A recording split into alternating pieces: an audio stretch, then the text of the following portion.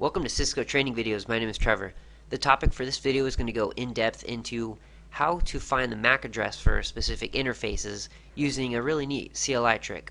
Let's begin. So let's say you're a network administrator and you have a customer connected to one of your switches in a data center and it's getting decommissioned. That customer has left your company and you want to recycle the firewall.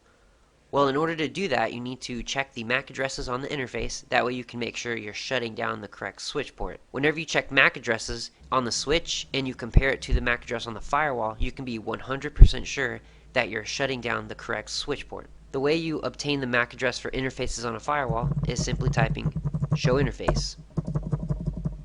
The command show interface shows you much more than just the MAC address. I'll make a video going into more of the details, but for now let's just focus on the output right here. You have your interface and then you have your MAC address.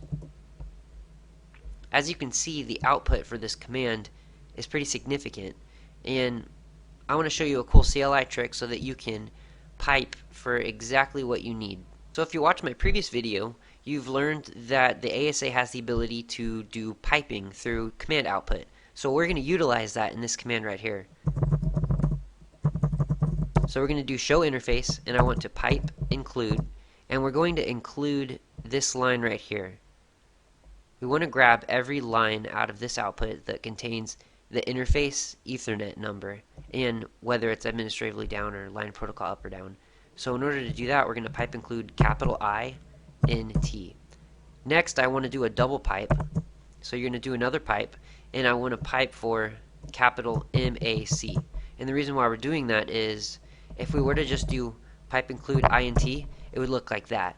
What we now want to do is pipe that output and also include MAC addresses for each associated interface. So whenever you issue this command, now look at it, you get your interface and then the associated MAC address for that interface. It's a real easy output to work with. You can copy and paste this and send this to somebody if they need it, or you can use it for documentational purposes.